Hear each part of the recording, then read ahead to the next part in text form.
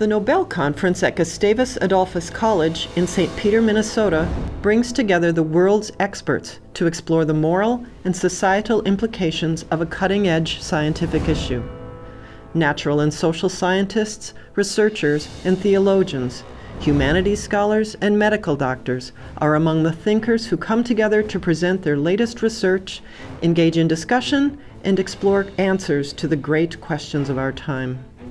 Nobel laureates and soon-to-be Nobel laureates are regularly on the roster of experts for an audience of more than 8,000 high school students, college students, industry professionals, and lifelong learners who attend the conference in Minnesota or who watch it live-streamed online.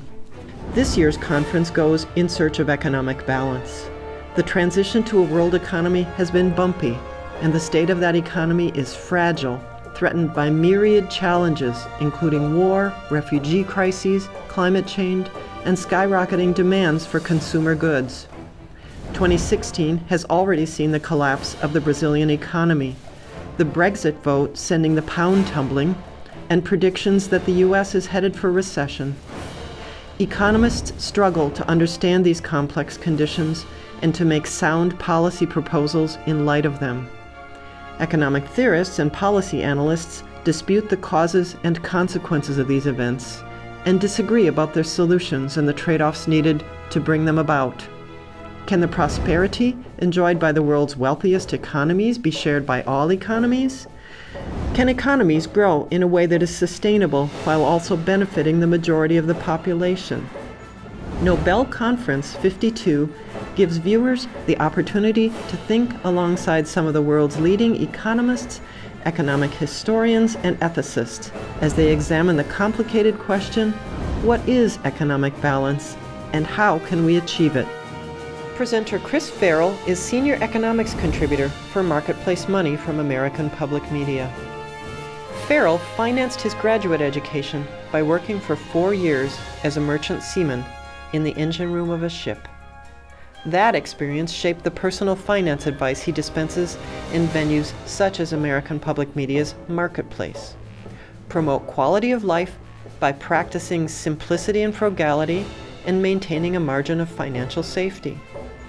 Farrell identifies Aristotle as his favorite financial planner, noting that Aristotle's golden mean, the place between excess and deficiency, is the desirable, though elusive middle for which to shoot. His book, The New Frugality, links that personal moderation to the environmental sustainability movement. In addition to his work with Marketplace Money, Farrell is a regular columnist for Bloomberg Businessweek and the Minneapolis Star-Tribune. He's the author of 4 books. Chris Farrell's presentation is entitled On Economic Inclusion. Well, thank you very much, and I'm truly honored to be here. Although I'm not so sure, the honor is to be the very last speaker after 2 days of incredible talks. And haven't they just been incredible lectures? And they really have been. I just feel that I've learned so much, and the conversations have been engaging. You've had a good dinner, and now you have to listen to me. So I'd like to make some remarks about economic inclusion, and then at the end, open it up for your questions, and there'll be some people wandering around with mics, and you can ask me anything you want about my remarks or about unretirement, frugality, Minnesota Public Radio. But when I was thinking about it, it's this conference about economic imbalance, and I couldn't help but think of that story, and you probably heard it, of the executive, goes on vacation, goes to a beach resort, and he's taking a walk on the beach, sees a fisherman, local fisherman come by, and it's, early morning, and he says, hi, he says, what are you doing? And fisherman said, I went fishing this morning, got a couple of fish, so, it's time to go home, relax, I'll meet some friends in the evening. The executive says, well, why don't you fish some more? And the fisherman goes, why? Well, then you could have better gear. Why? Well, then you catch more fish and you could buy a bigger boat. Why? Well, then you're going to sell more fish and you're going to have more money to invest. But why would I do that? Because eventually you're going to be able to retire, go fishing for a while in the morning, relax, and then spend some time in the evening with your friends. So I'd like to make some remarks about economic inclusion. And one of the themes that I plucked out that I think was running through the conference was on work. And it was Professor Arely said, you know, when he talked about that often in the profession, there's this image that work is a bad thing. And therefore, you have to create these incentives so that people will do this bad thing because they know at the end they're going to get this mojito on the beach. And yet we also know that that's wrong and that there's a lot more to work than that this is a bad thing. And Paul Collier, Professor Collier, you know, just really passionately explained about, well, work is about pride. It's about esteem. It's about your community. It's about the feedback that you get from your community. And then Professor Riegel, in his remarks, talking about work as an opportunity for creativity and to be creative and to be a person. And Professor Aschenfelter, and you know, the rise of real wages and this fascinating index using McDonald's. What an insight, what a clever idea. And then going through all that data, all the receipts, all those hamburgers that he had to eat to come up with this index, but really to bring alive the differences in real wages. And Deirdre McCloskey, I think that we are just all going to have the expression, have a go, right? I mean, if you think about it, have a go. And then John List, and one of the things that I'm going to want to remark on is it does seems far away from work. But when we think about early childhood education and plugging into early childhood education, a lot of the impulse about early childhood education is that as these children age, that they're going to move into the mainstream society, they're going to move into jobs, they're going to have productive jobs. And that's a lot of the motivation there. And so just want to take a step back. And if we look at the past several decades, you know, there have just been remarkable changes worldwide. I mean, living standards have risen. I think that's been a theme of this conference. Poverty rates have fallen. And in many cases, you know, the gains have been partly driven by an embrace toward trade and international investment. And commerce before nations is a lot more dynamic than, you know, you're exchanging goods and you're exchanging money. You know, trade and investment, they open up economies and communities and people to different ideas and different technologies. And Professor Colley, when he was talking about in Africa, has been behind, and yet even there, you're seeing some really intriguing spots, like with Botswana, and what can be done. And this same combination of forces here in the US, and my remarks are going to be largely focused on the US, you know, has spurred entrepreneurship, consumer choice, enriched the quality of everyday life. I mean, if you think about this, it's a cliche, but a smartphone, you know, really is a technology that is affecting our life at home and at work and as we travel. And yet, for a variety of reasons, there's been a disturbing slowdown in the growth of living standards for many Americans. The economic gains are increasingly concentrated among a smaller group, a wealthy slice of the population. So journalists like me, and I'm a journalist who writes about economics. I love economics. I love writing about economics. I love talking to economists. This has been heaven for me the last 2 days. But we write about things, or we talk on public radio about middle-class stagnation, decline in median household income, limited social mobility, Black Lives Matter, marginal and marginalized people, the decline in average life expectancy, or at least a stagnation in average life expectancy among middle-aged, low-income white women, particularly whites, but particularly white women in the South. And the swelling ranks of contingent workers, the reality of age discrimination, and the incarceration of millions of Americans who then are largely excluded from the job market because they have a record. So a decade ago, in an interview with Mother Jones, Harvard University sociologist William Julius Wilson, he eloquently talked about joblessness in the inner city. And what he said is, the problems we see today are going to be a hell of a lot worse in 10 years if we're not willing to face up to them. These kids are just not going to be absorbed into the economy, so what are they going to do? And that was 1996. And I think the story of what he was capturing there is not just in the inner cities, but it is spread around elsewhere around our country. In the Washington Post, if you saw it, former Treasury Secretary Larry Summers. He wrote a piece and he's reviewing a book by Nicholas Eberstadt, Men at Work. And Dr. Summers does one of these, which he's very, very good at, back of the envelope calculations. And off the book, he predicts that more than 1/3 of all men between ages 25 and 54 will be out at work at mid-century. So what I've noticed in this discussion, and I could come up with more examples, is that I think there's a growing embrace of a conversation, or if we want to be social sciencey about it, as an overarching theory, that ties trends like these together. And the major economic imbalance of our time here in the US is one that runs from Baltimore's inner city neighborhoods to the hollowed out industrial towns of the Midwest and to the working class streets of Muskogee, Oklahoma. And it is a lack of inclusion in the work world generally and in employment and jobs specifically. And as an aside, and I think this is an important side, if anything good comes out of this election, okay, I am an optimist. I'm a genetic optimist. But if anything good does come out of this election, is that the voter discontent has really highlighted the community damage, the personal damage, a sense among a segment of our population that they are not part and they are not welcome in this society. And I think in that sense, this election is a wake-up call. So what does inclusion mean? And here I do want to repeat Deirdre McCloskey's expression, to have a go.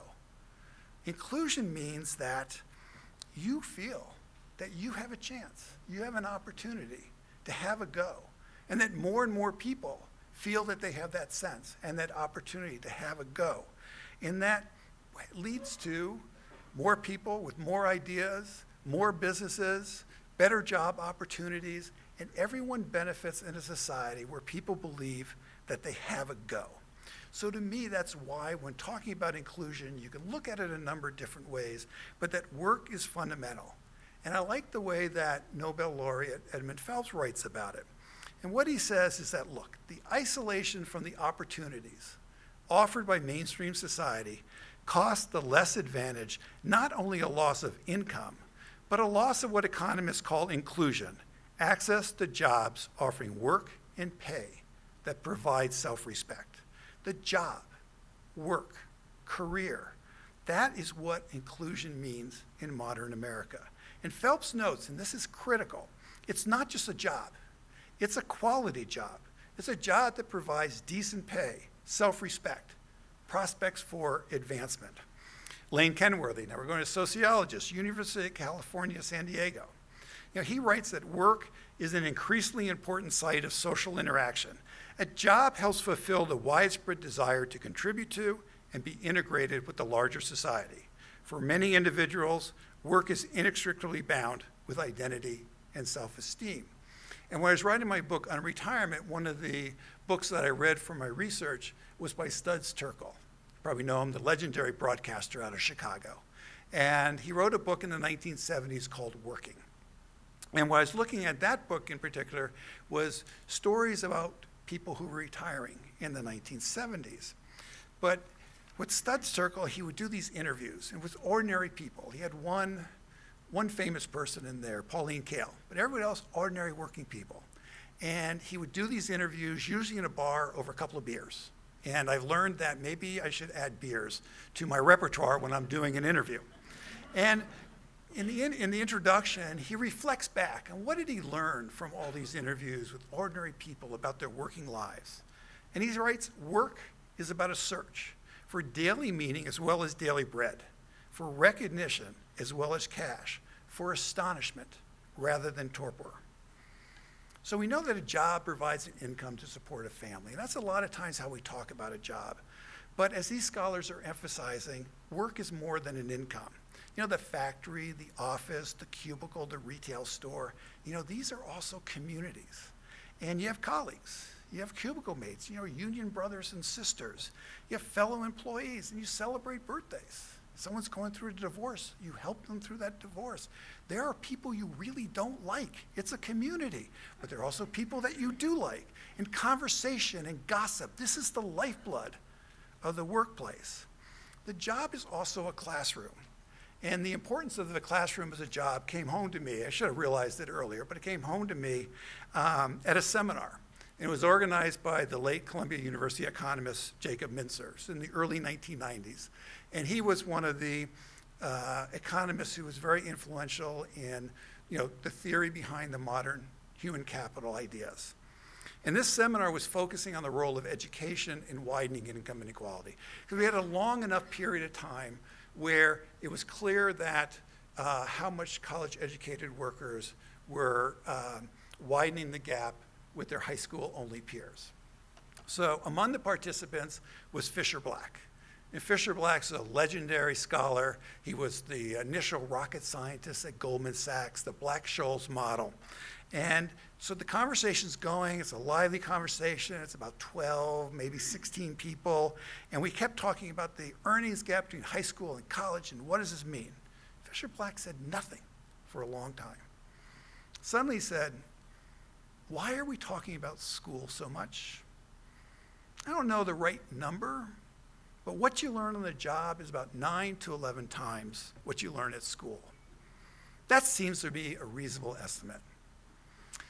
And we all stopped, the whole conversation stopped, and we all nodded. He's right. And then we went on and talked about the widening gap between income and equality, because that's what we were there to do. And reflecting back, it would have been far more productive using Black's insight as a starting ground for a conversation. People learn on the job. So how do we get here? And there are different stories, there's different theories, there's different emphasis. They're only giving me a certain amount of time. So what I want to look at is some fundamental changes in the labor market and the social compact over the past half century. So following the Great Depression, Second World War, there was basically a bargain struck between the elites and workers. It's sometimes referred to as the Treaty of Detroit. So as scholar Ethan Kapstein, he's author of Sharing the Wealth, Workers in the World Economy. He said the deal was, look, international economic integration would both increase national income and social welfare. It's going to promote wealth and equity. There'd be greater opportunities for education and advancement, coupled with a social safety net that would protect people against hard times. So that's like unemployment insurance and Social Security. And this basic bargain was always talked about in terms of creating a middle class. So the GI Bill opened up college to the then new Americans, the Irish, the Italians, the Polish, the Russians, East European Jews. My father, after World War II, he went to Columbia University. It took him 9 years to get his degree. He was in the Navy, he was going at night and the weekends, but he did get his degree thanks to the GI Bill. And then he had subsidies for home ownership. And they were justified by building a great middle-class society.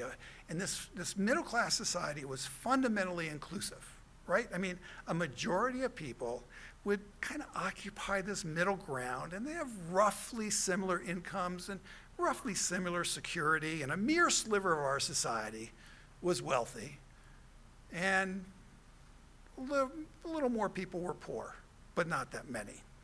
And during the 3 decades after the Second World War, the US economy grew rapidly. I mean, it was a golden age of economic growth, and so did the incomes of most households. It was the golden age in terms of economic growth. So in 2009, I was part of a public radio documentary team, and we spent time in Muncie, Indiana. And we were investigating the impact of the recession on the town of Muncie. Now, the reason why we picked Muncie, and you might know what the significance of Muncie is, but it's better known by another name, which is called Middletown.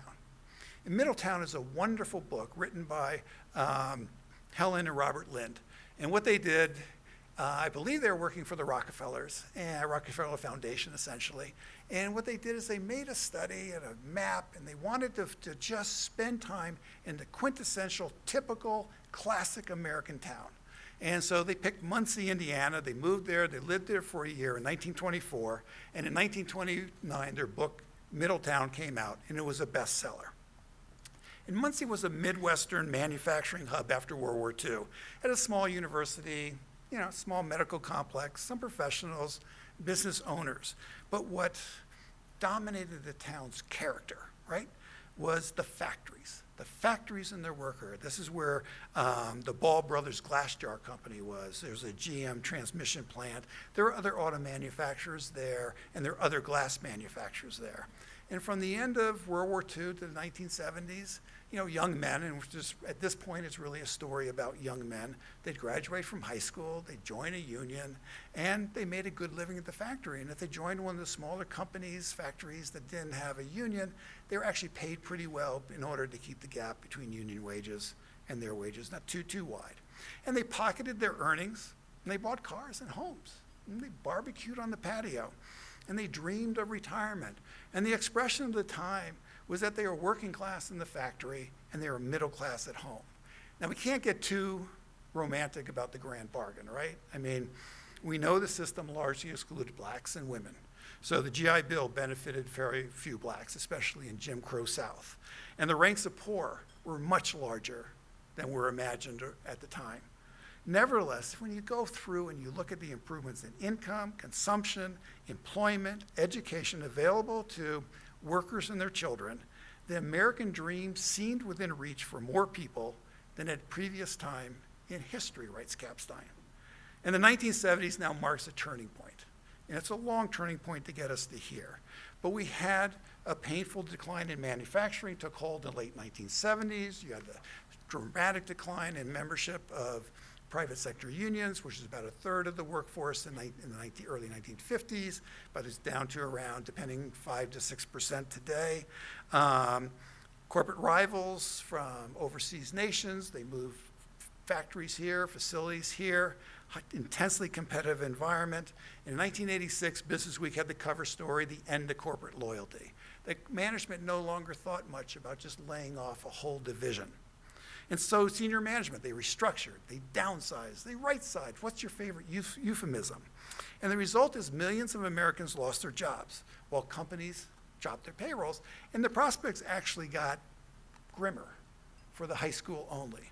Now, you can't paint too dark a picture of this, right? We know that the rewards to education rose, and college graduates now essentially make twice as much as their high school only peers. And since the late 1970s, college graduates, both men and women, have seen their wages rise. And we've also seen the rise of Silicon Valley, lots of technological innovation. The United States has been an enormous beneficiary of overseas auto companies, BMW being down in South Carolina, Honda being in Ohio, Marysville, Ohio.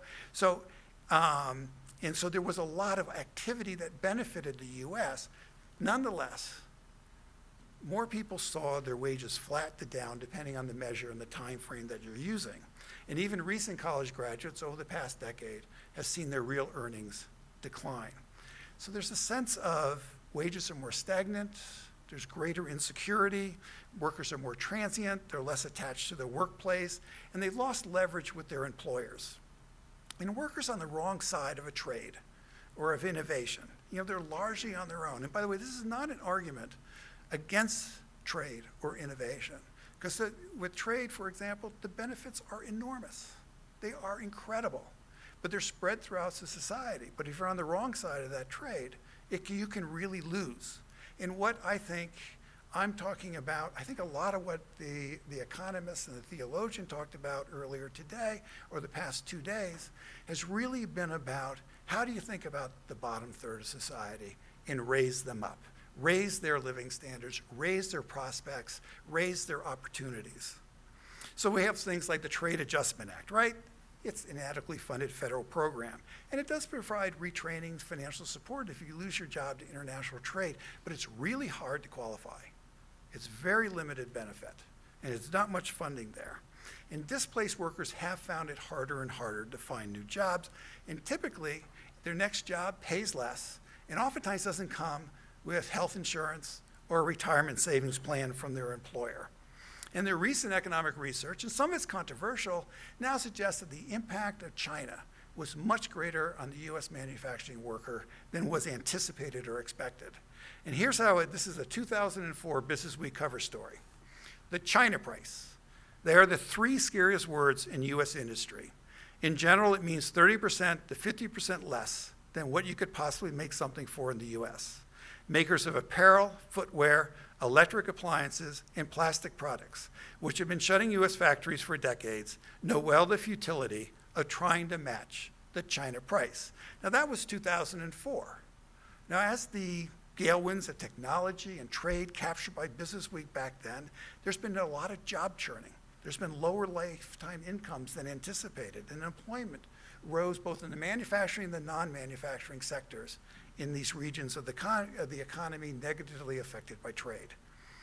And there are other signs of a lack of inclusion or disturbing signs where we're not seeing enough inclusion. And one of it is the rise of the contingent workforce. Now these are independent contract workers, contract company workers, agency temps, freelancers, the accidentally self-employed, and the gig economy worker, the Uber worker, the Lyft worker, not all of them, but many of them. And for some people, this really works. This is a very entrepreneurial venture. It can also, there's some fascinating research coming out from the Chase Foundation about how working at Uber or Lyft or TaskRabbit or any of these gig economy opportunities can help people get through a spell of unemployment. It can supplement the income of people who are retired.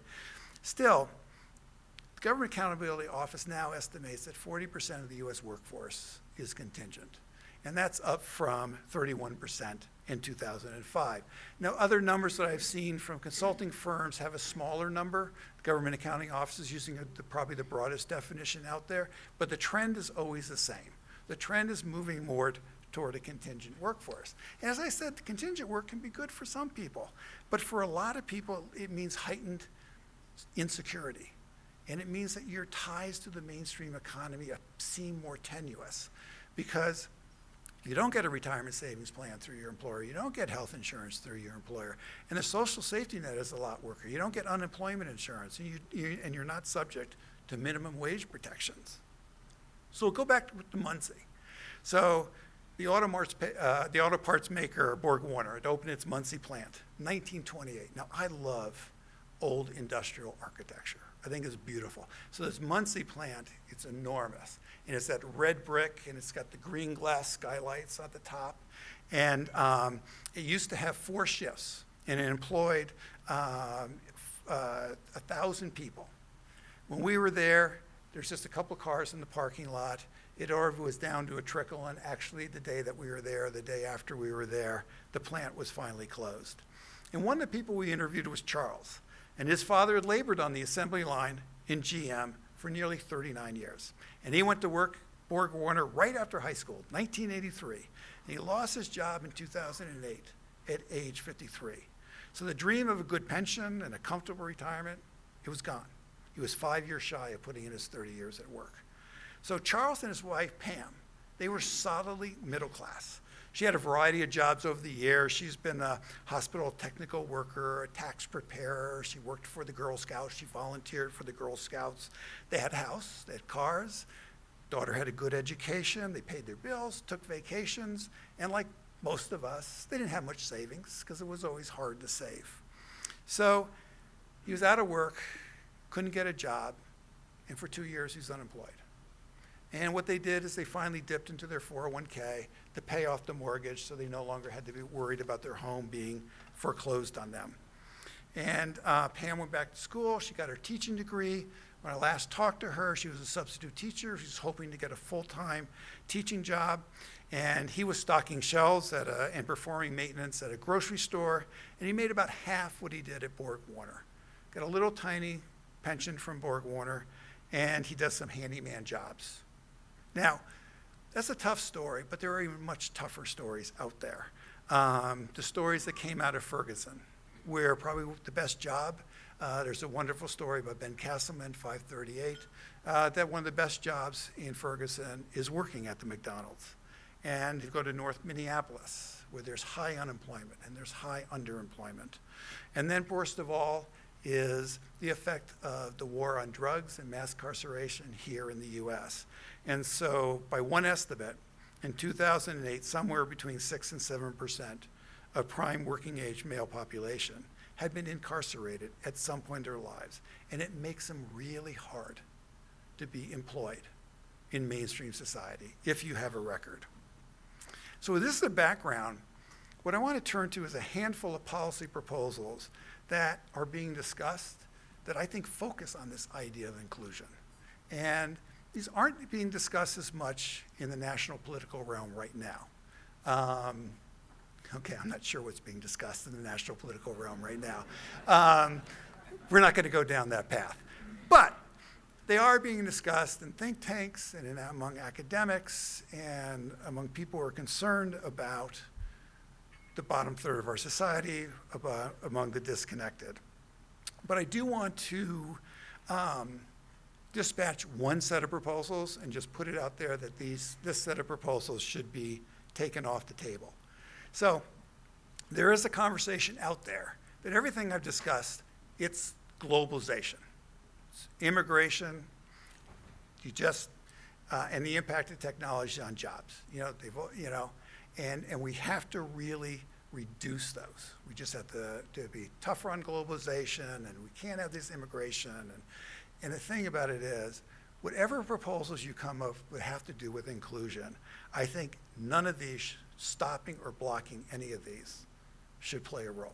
As far as technological innovation, we need more of it. We're actually not having enough technological innovation. I actually think that right now that is what the core of our problem is. We're not having enough technological innovation. And we are net beneficiaries of immigration, and we are net beneficiaries of global trade. And the data is really clear. How so? But what that doesn't mean is that you don't do anything. I mean, that's kind of been the default position in the last couple of years. And when people don't believe that the system is working for them, they're going to turn against sound policy. They're going to turn against good policy. We want good immigration policy. We want good global trade. We want technological innovation. And if you think of making that up, all you have to do is think Brexit. Even the people who pushed for Brexit can't figure out how to do it. And it's causing a mess, a mess that Britain should not be in. So the first policy option that's getting a lot of attention, has this inclusion focus, is kind of a historic term. You have to go back to the 1950s, 1960s. I mean, it was written about before then, but it's full employment. And the basic idea is simple. As Larry Summers put it, the best social policy is a high-pressure economy in which firms are chasing workers rather than workers chasing jobs. And we're starting to see the effects right now of the lower unemployment rate here in the US. And 7 years after the recession ended, but employers are finally reaching deeper into the pools of untapped labor. I mean, they're creating more jobs, and this is also going on with retailers and restaurants and hotels, and they're paying higher wages to attract workers. And this is the significance of the Census Bureau report that recently came out looking at incomes in poverty in 2015. So I think we can do better. Now, what is full employment? Well, economist Dean Baker, he's at the Center Economic and Policy Research, he thinks, it might be the 4% jobless rate of 2000.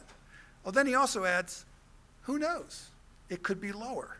We also know, and scholars now know, that this sort of trade-off between inflation and employment, is theoretically mistaken, and in many cases, historically inaccurate. I feel a little bit hesitant with Deirdre McCloskey in the audience to be saying this about history, but it just seems to me periods of rapid economic growth, technological innovation, have often been accompanied with declining inflation rates. You get productivity improvements, and so, and you also think about the era of the late 1990s when we had falling unemployment and stable inflation. So the second policy idea that is part of this inclusion discussion that seems to hopefully gaining some momentum is that healthier economic growth is not enough. That's a lesson we absorbed in the 1980s or starting in the 1980s.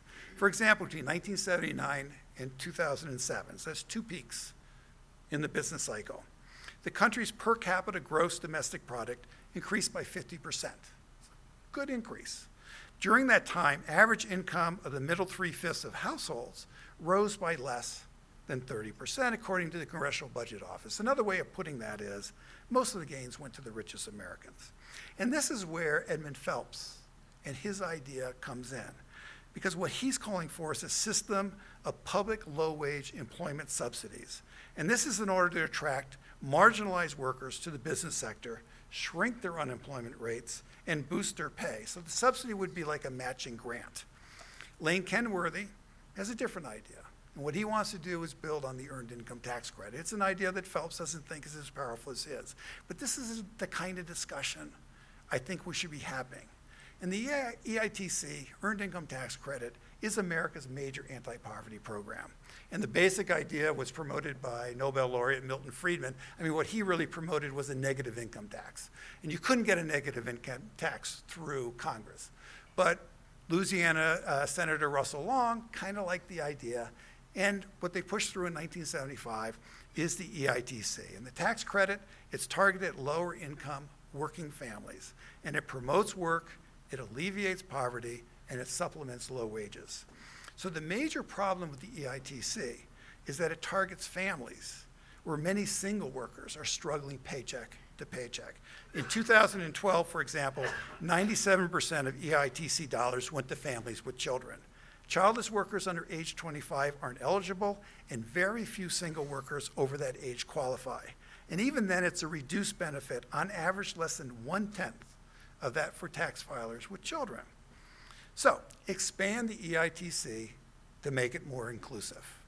And it's interesting to see where Paul Ryan, the House Republican, has come out with the idea that, yes, we should expand the EITC.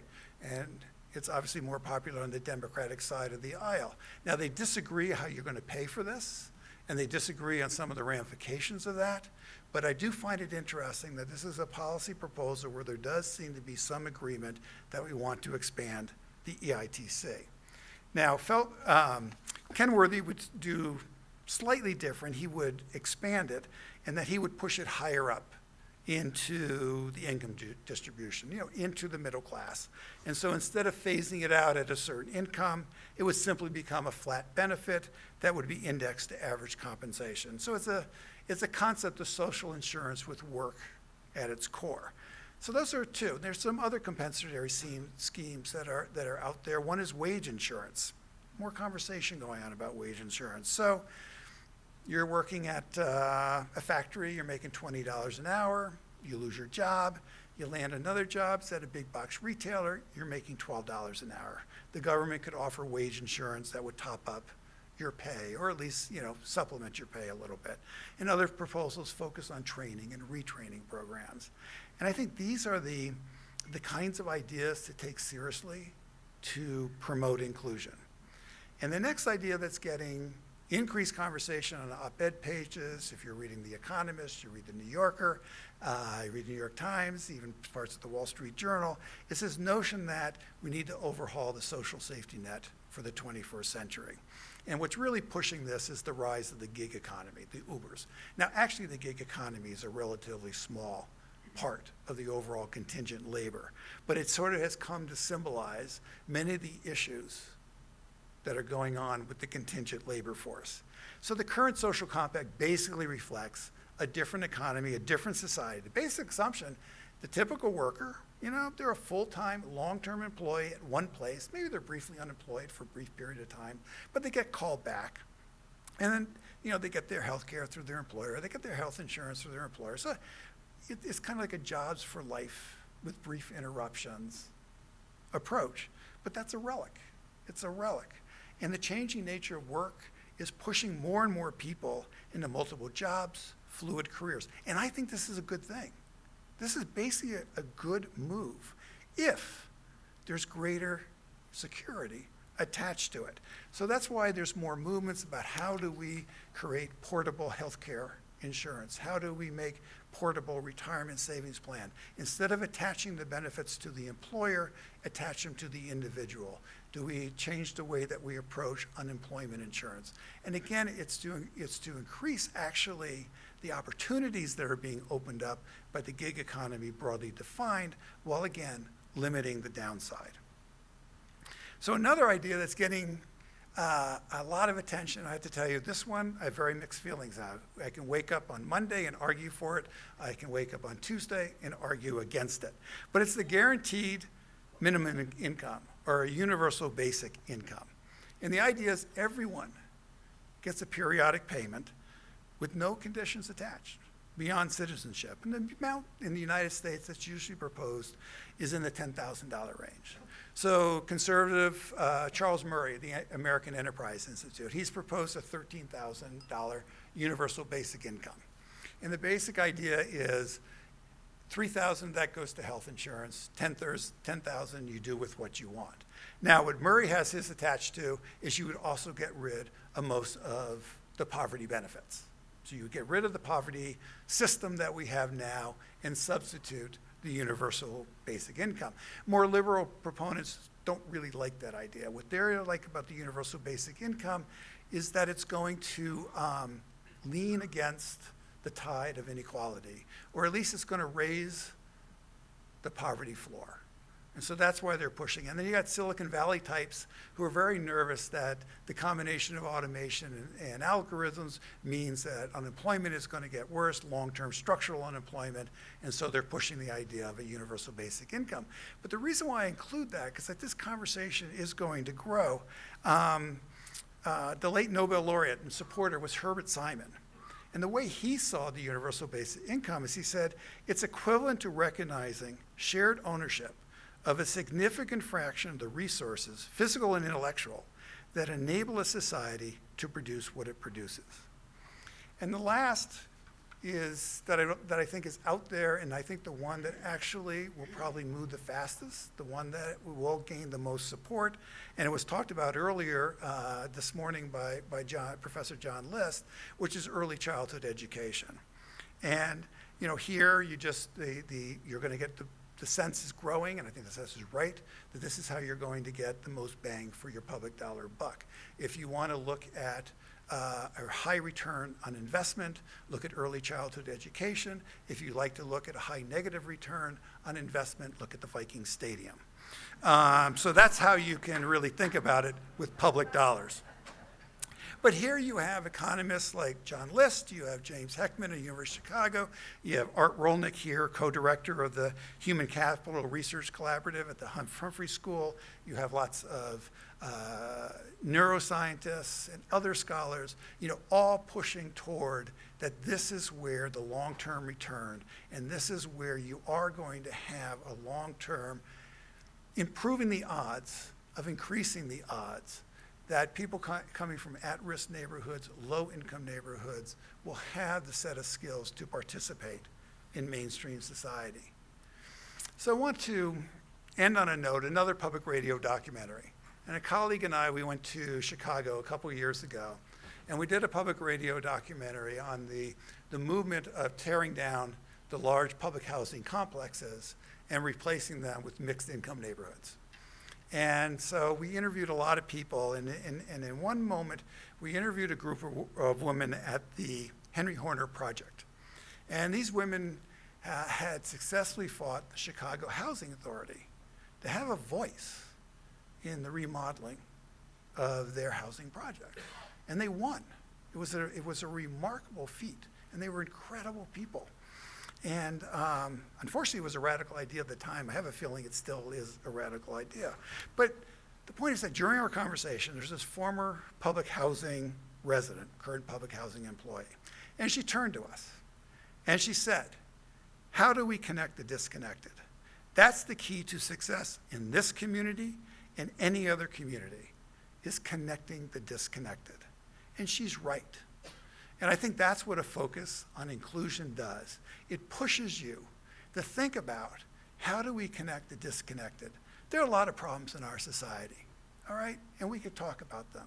But the fact of the matter is, I think this is where economics matters. And this is a movement that can really change the direction of our conversation about opportunity, about wealth and incomes, and starting new businesses, and innovation, and ideas. Any questions?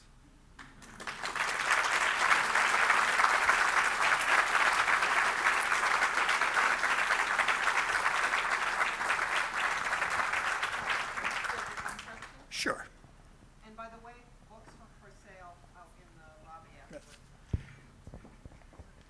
And we have a microphone over here and another microphone over there. So while she's bringing the mic to you, and if you want to grab her attention, she'll bring the microphone over.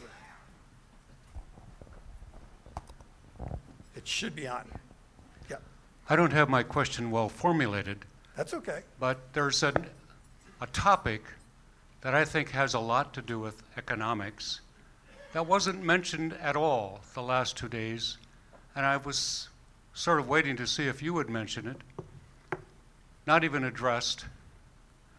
And it's one which 1,400 scientists around the world are in concurrence that we're in a stage of near ecological collapse because of climate change, which to mitigate requires a lot of innovation and would spur, you'd think, all kinds of economic growth around the world, if not in the United States first and then other countries. In other words, new technologies, new infrastructure, everything to mitigate climate change and switch everyone to sustainable forms of energy. Why is that not discussed in something so important as this Nobel conference? I'm disgusted by that. Well, it actually did kind of come up several times, but I can't answer for the Nobel conference. I can answer for me. And that's all I can really answer. I can't speak for the other economists. I can't speak for the other. It's a great question. And it did come up, I believe it was Orly who mentioned that we all kind of think the same way when it comes to global climate change, is you're right, you need more innovation.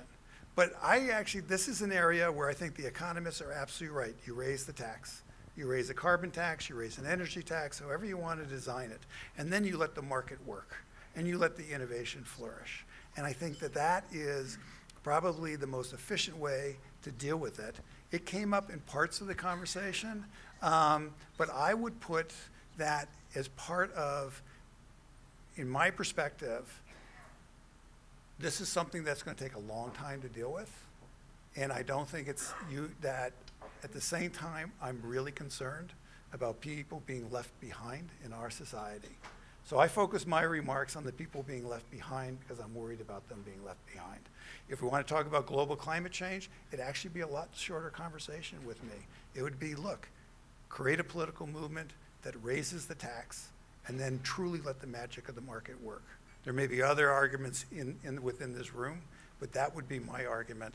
I think that global climate change at this point is a political issue, less of a scientific issue, and the politics are incredibly complicated. So I'll speak for myself at least. So I don't know if you remember my talk, but at the end I had a slide titled Great Big Externalities.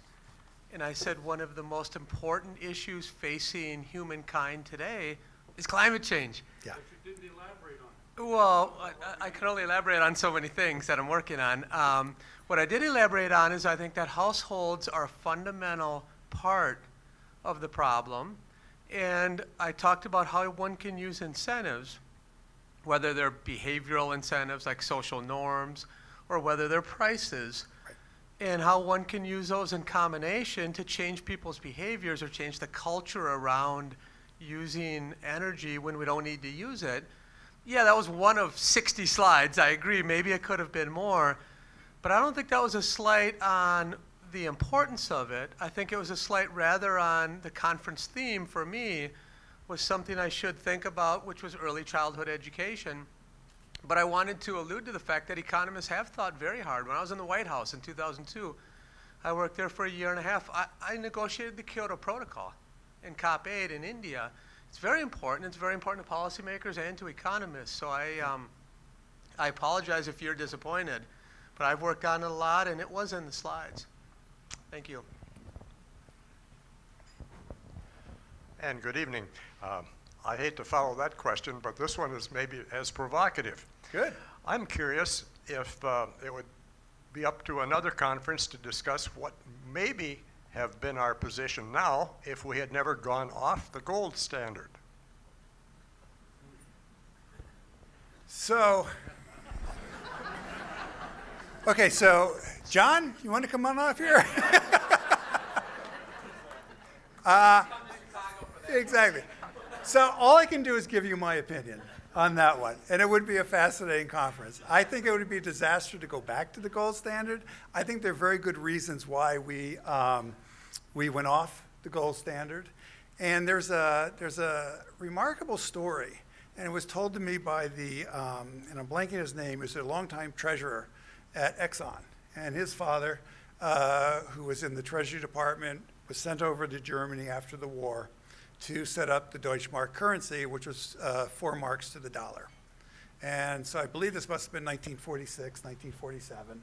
And there's a press conference. And of course, this is a big deal. If you remember, Germany had had hyperinflation in the 1920s that felt that had led to the rise of Hitler. And so here's this person who's been told that you're going to establish the new German currency. And so the first question was, where's the gold? There's no gold. Where's the silver? There's no silver. Well, what's backing this?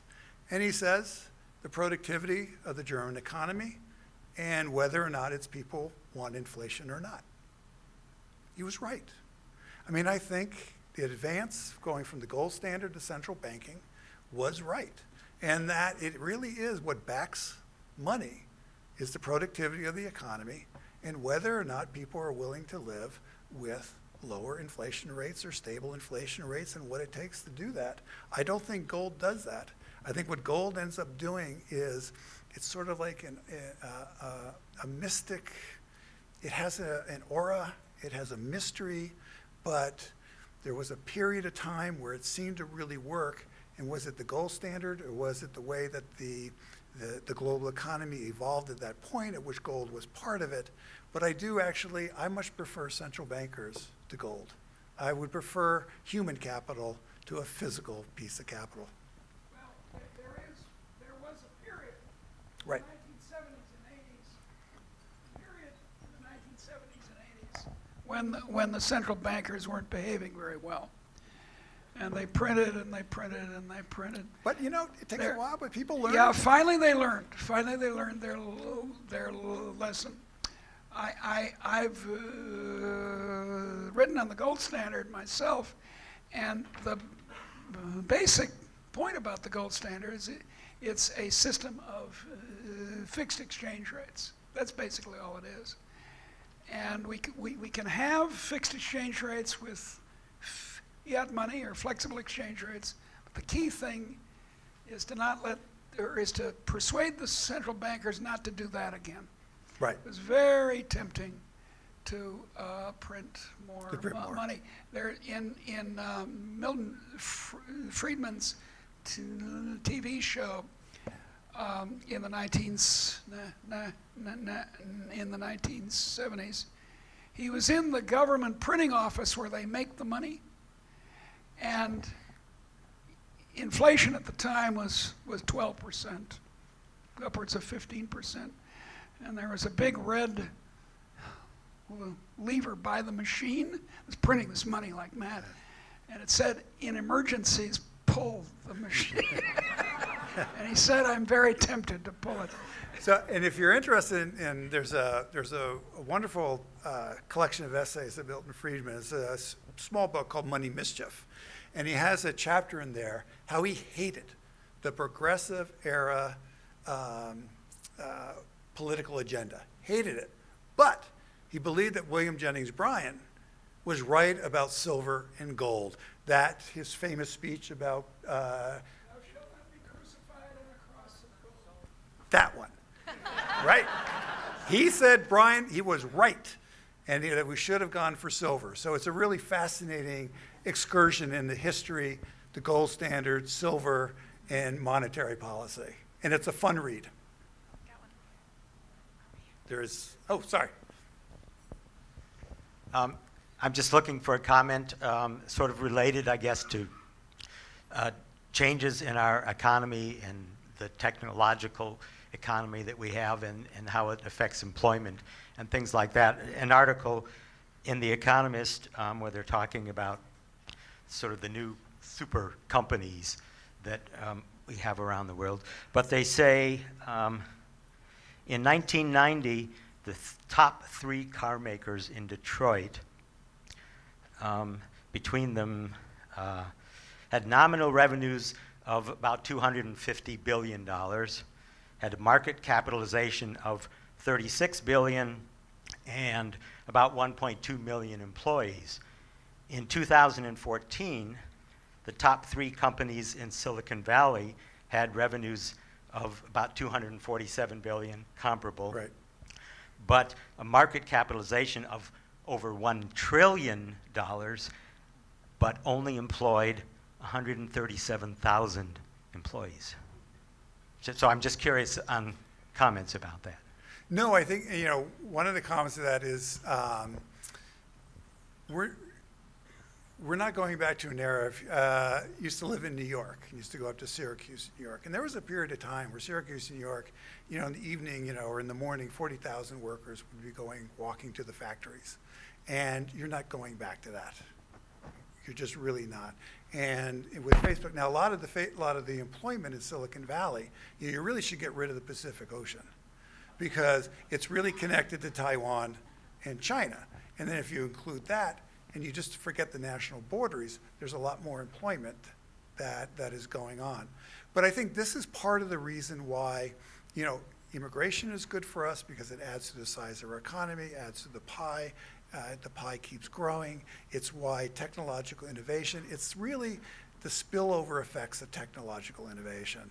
But it's interesting that in the economy we live at, where the sort of epicenter design human capital is, at least this moment, concentrated at, it doesn't lead to that much employment within the specifics of that region and that industry, but it does actually lead to, there's going to be a lot more employment. I was at it was a cocktail party, and it was really fun. If you go to a cocktail party with journalists, it's pretty gloomy. Yeah, this was a cocktail party, and these were all big data people, data analysts. And it was really interesting to talk to people who are not worried about being unemployed. And there is so much demand for their services. And to realize that they don't care about General Mills. They don't care about Target. They care about data. They care about what they're doing. And so I think that there's not that much going on in Silicon Valley, but there's actually a lot going on in other parts of the economy. Now, this is an aside from what you're talking about, but one of the things why is our economy not doing as well as it should be doing? You have very high productivity in the digital part of our economy. A friend of mine, Mike Mendel, he's done estimates that productivity is running like at 2.8%. But where you have very low productivity is where you've had actually surprisingly little, even though we think it's going on, it's just surprisingly little where information technologies have changed the business of healthcare, have changed the business of education, have changed the businesses of a lot of large organizations. And where our employment growth has been going on, and I think there's a lot of nostalgia about the manufacturing jobs. I actually think the manufacturing jobs of our era is healthcare. If you take a look throughout this whole downturn, healthcare has been growing. And it's people who get technical college degrees, they get community college degrees, and they can get a job where they get decent pay, but they also get benefits, and they also have opportunities to grow. So at the same time, this is a part of our economy that's not very productive, which is why the jobs have been growing. And I think I'm getting the hook. And I really do thank you very much, because it is late, but it has been such a wonderful time, and I really appreciate everything. Thank you.